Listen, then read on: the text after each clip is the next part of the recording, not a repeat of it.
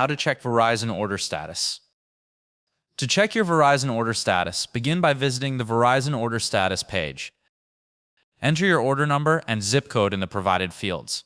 Click the Get My Order Status button to view the current status of your order.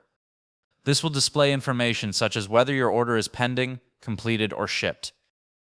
If you have a My Verizon account, you can log in to view more detailed information about your order. Additionally, the My Verizon app allows you to track your order status and receive updates directly on your mobile device.